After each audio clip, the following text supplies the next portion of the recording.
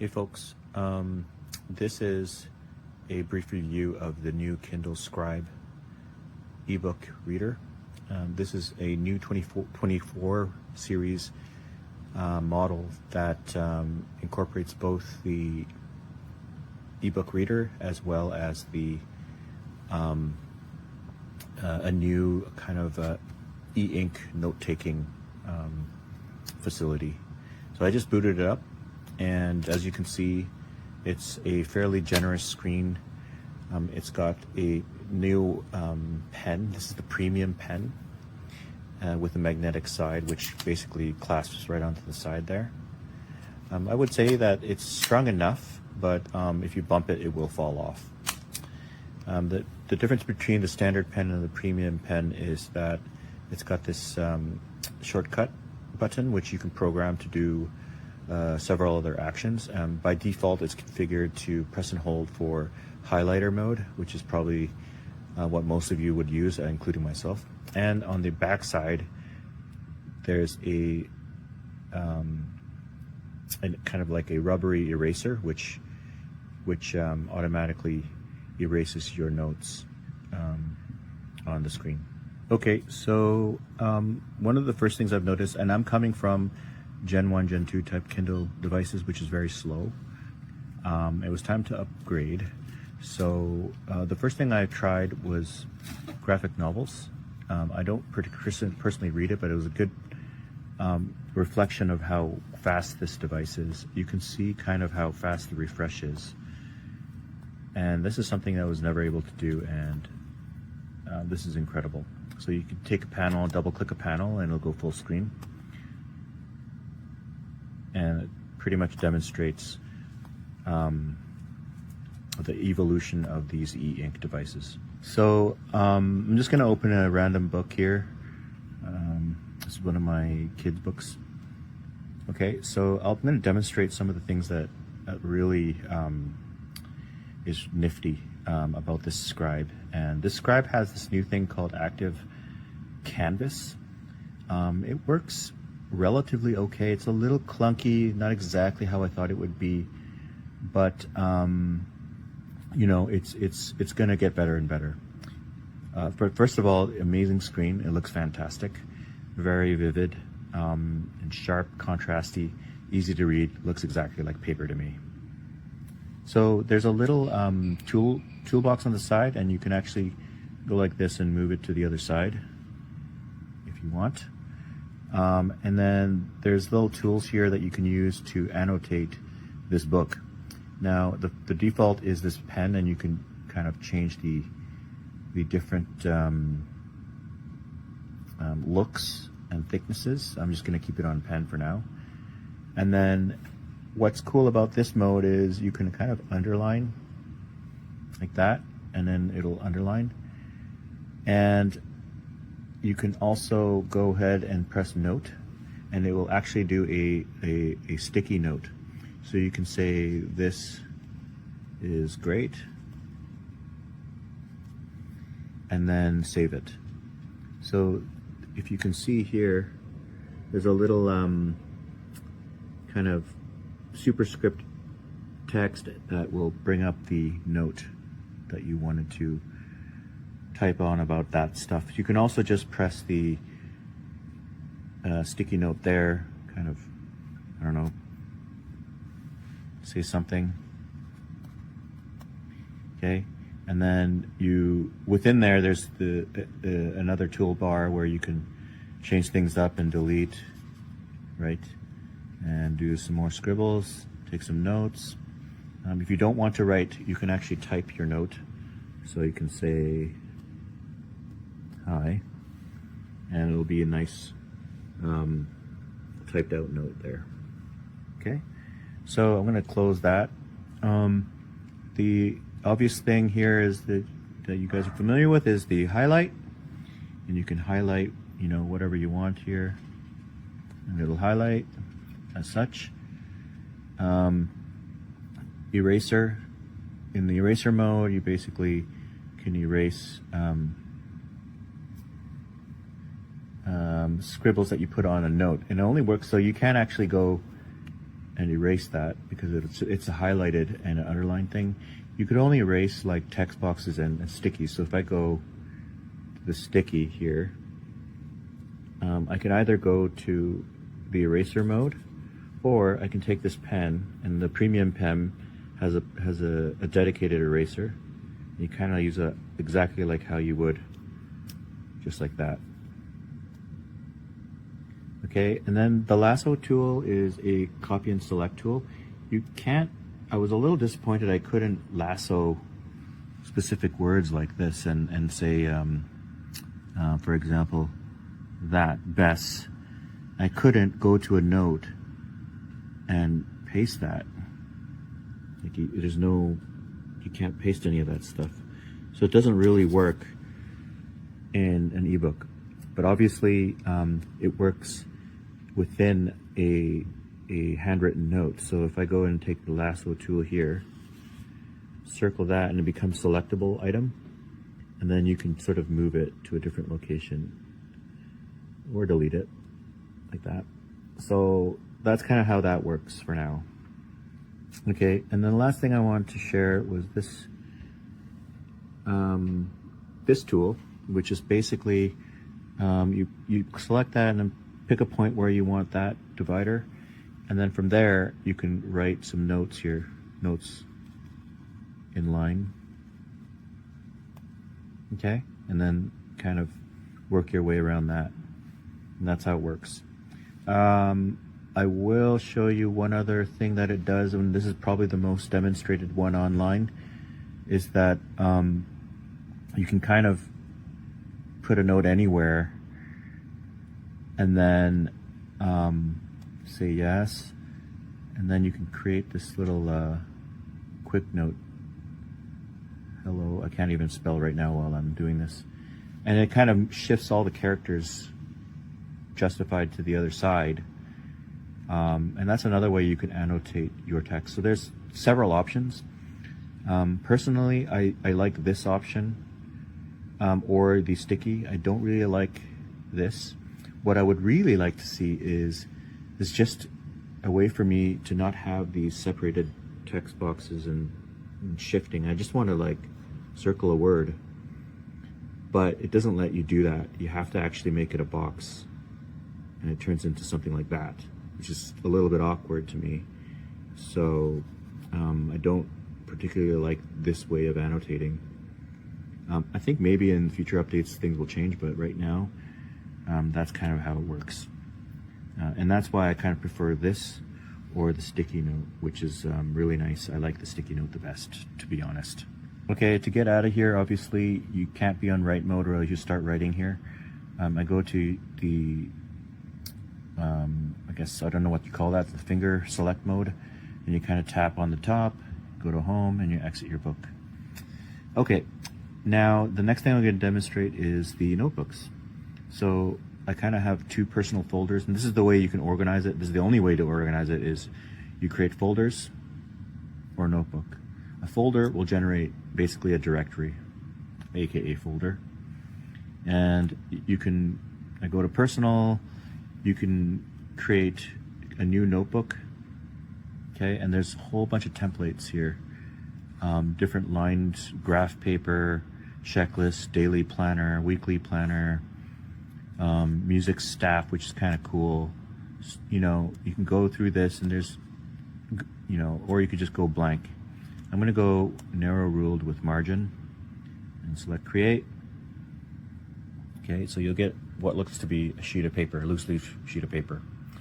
And you effectively, you pick your poison, and then you pick fountain pen, okay? And then you start writing. That looks pretty cool.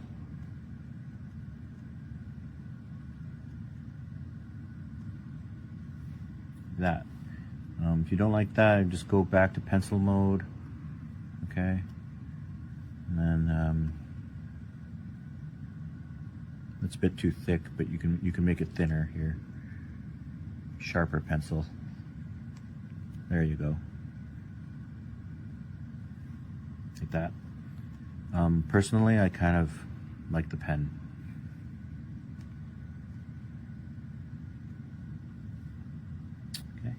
And then, like I showed you before, you can go to lasso, select, move, you know, that kind of thing. Same deal.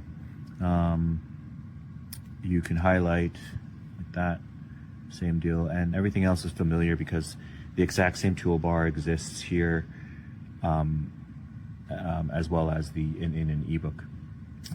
Very cool. This is really, you know, it really looks amazing to me. Okay, one thing I wanted to show you, just give me a sec. You can send this current page or entire notebook. If I say share current page, if I click that, you can actually send it an email, a PDF of this to an email address, which is really cool, or the entire notebook, and then kind of export it in a way that's shareable, which is very, very cool. I love that functionality. You can arrange your notebook to see various pages, add a page, and so forth. Okay, that's pretty much a really quick summary of things that are really cool about this device. And now, just a few things that I found a little bit unfortunate with the Kindle Scribe is that this thing is region locked, which means that if you are desiring or if you're expecting to listen to audibles or use the Whisper Sync functionality in Canada with a Canadian Audible account or Amazon account, you will not be able to do that. It's locked. The functionality, the hardware is capable of doing that. In fact, Bluetooth exists. But if you try transferring audibles here, it will never make it because it's region locked, I mean. So you can't listen to audibles, you can't do Whisper Sync. That stuff won't work if you're Canadian and you have a Canadian Amazon account, unfortunately. It does have accessibility functionality through Bluetooth headphones, meaning that it will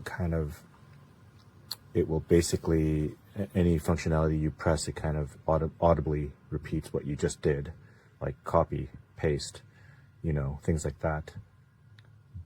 So you know that the Bluetooth functionality exists for audio, but to my surprise, I was a little bit bummed that Amazon locked this for Canada. And I'm hoping maybe in a future update they allow audibles, at least audibles, to work on this ebook reader. For now, you're going to have to use your mobile phone to do that kind of thing with audibles. The second thing that was a little bit annoying for me was that the charger is on the side here. I would have preferred it if it were here on the bottom or on the top, like I'm used to, but I just can't get used to having a charger on the side. There's probably a group of users that really preferred that. I don't know who, but the USB-C port is on the side and the power button's on the side. I would also prefer the power button on top as well, or on the bottom. Either way, I'd be happy with either. But for whatever reason, ergonomically, they thought it was a good idea to put it on the side. And that's, I don't know, it bugs me a little bit. I think I'll have to get used to it, but that's a nitpicky comment to make. So, you know, all in all, it's a really good, fast ebook reader and a note-taking device. I love that I now have 64 gigs of space. I can download the books and take the notes. It's fantastic, and I can export the notes with much ease. And it's been a very welcomed upgrade for me, coming from like a Gen 1 or Gen 2 Amazon Kindle. So I highly recommend it. I just crossing my fingers for that Audible support. Okay, that's it for now. Cheers. Hi, so this is just a quick review of the Kindle Scribe. So here I've got like a little line, this little lines drawn and these dots. Basically, this is a simple test. Here, I will erase. Actually, let's show off some features. So if you want to access the menu, you tap the side and you get your hamburger menu here, and you can just do delete current page. Easy, cleared it out. We're still on page 1 of 1. Wonderful. Something I wish some other inks had, like this, that would be able to do this as quickly. But here's a second thing. If you want to access your menu, you have your dark mode, which is really nice. I actually enjoy this. Even though I don't see myself using it, I only see dark mode being more relevant if you use high brightness. But if we're not using brightness, if we're avoiding using the LEDs altogether to maximize battery life, regular, zero brightness. Zero brightness technically still has some light. I don't know if you can tell, but if I cover it, you can still, there is some backlight, which is annoying. I don't like it. Anyways, because like the whole point of it with e-ink is to not have light. Yeah, anyways. Let's go over some of the main issue I want to talk about. So, we're using notebook mode. So I'm just going to go back just to show that we're using a regular notebook. I'm going to create a new one right here. So we can create a folder. It's pretty cool. You get your text. And we'll just call it folder 1 just for the sake of it. Keyboard works properly. No complaints about that. And if we go to create notebook, we get the same option. We get our templates, which is really nice. I actually like this. But I'm just, for the sake of like, I write notes on a blank sheet. It's how I work. Because, I don't know. Anyways, whole point, we're just going to go over blank one just because. It's going to create it. Here's our new notebook. Now, the main issue is there is a fine area where we cannot do vertical strokes at a certain length. I'm going to draw it out right now. It's somewhere roughly here. Okay, all right, let's put that away because that's in the way. Also, slight annoyance is that just floats there. I wish there was like, if they were able to differentiate finger strokes from pen strokes, I would love to be able to do gestures to like slide from the corner, from the side to over, and then just leave page swapping from the middle of the page. So as you can see, page 1 and 2, it's very responsive, very fast, very nice. I love it. Anyways, back to this page. So what I'm going to demonstrate is draw. Do that to draw down. Now look, if I do straight lines, oh, a little too long. Oh, if I want to do a circle, oh, even a circle. Now let's test how far this goes. Okay. If we draw a C,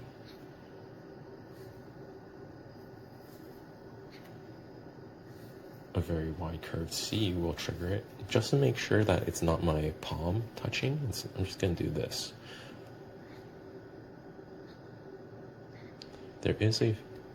So the point is, there is a specific length of your downstroke or vertical stroke that will trigger this. So if this was too short, possibly, it could even possibly be because it was not as straight as it could have been.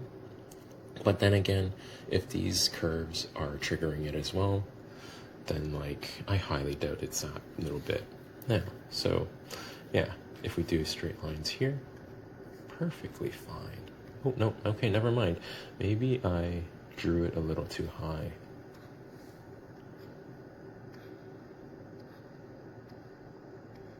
But yeah.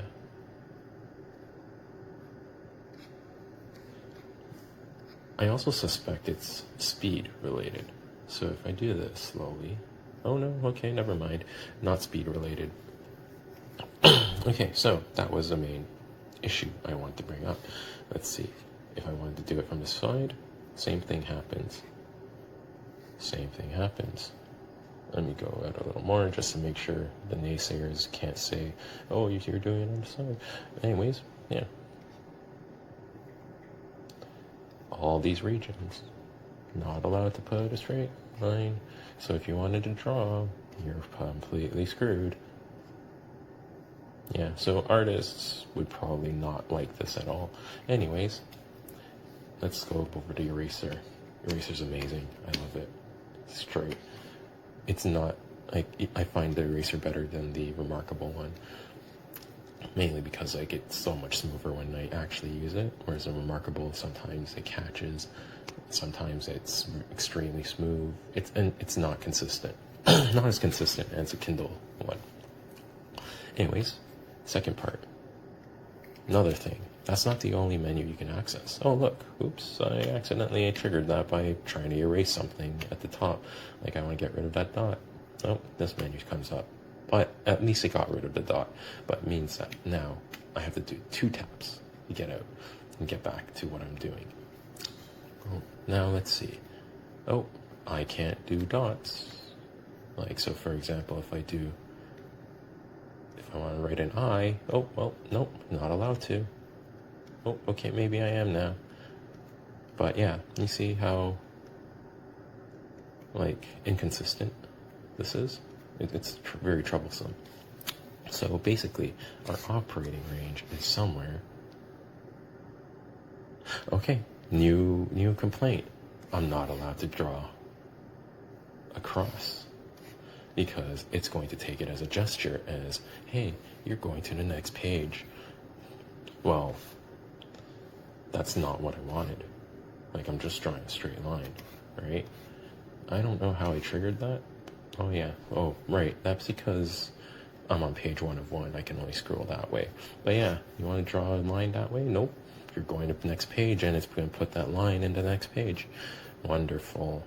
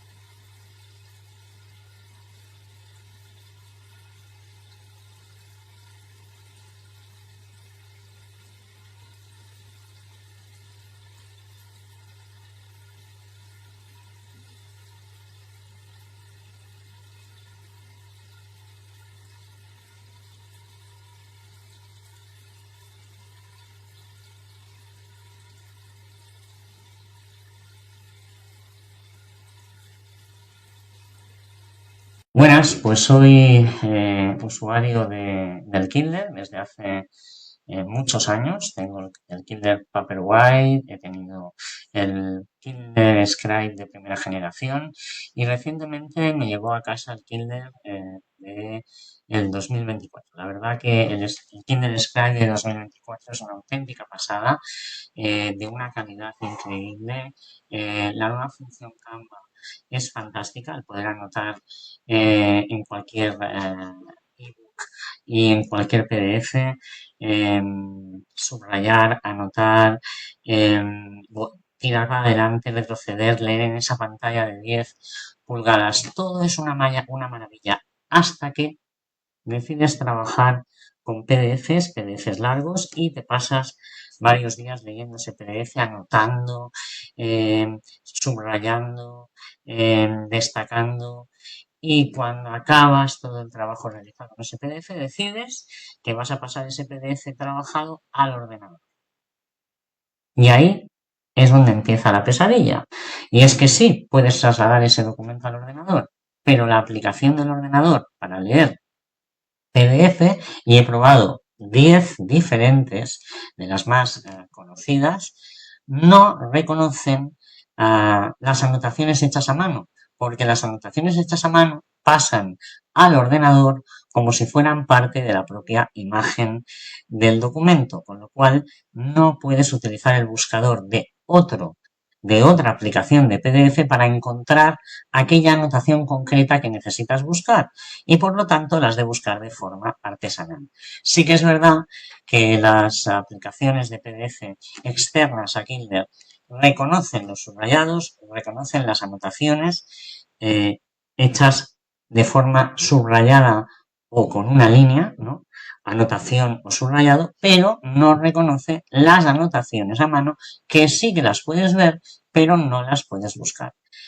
Así que no os puedo enseñar el Kindle porque lo he devuelto, porque principalmente lo quería para poder trabajar en PDFs, ya que me parece una buena pantalla de mucha calidad y por lo tanto quería utilizarlo con esa finalidad. Y si esa es tu finalidad, te recomendaría que no lo compraras. Ahora, si lo que quieres es un Kindle para leer los libros de la tienda Kindle en una pantalla de 10 pulgadas, no te lo pienses porque es magnífico. Y más te voy a decir, si además eres de los que te gusta anotar, tiene una libreta digital maravillosa. Eso sí, en el momento que quieres compartir esa nota con el ordenador, te va a pasar lo mismo. El ordenador va a detectar la nota como una imagen o bien como un PDF en formato imagen y por lo tanto no te va a servir para poder buscar en ningún buscador parte de ese texto que has escrito. Por lo tanto, fuera del entorno Kindle, el Kindle tiene muchas limitaciones. Dentro del entorno Kindle, si eso es lo que quieres, no te lo pienses porque es fantástico. Hasta la próxima.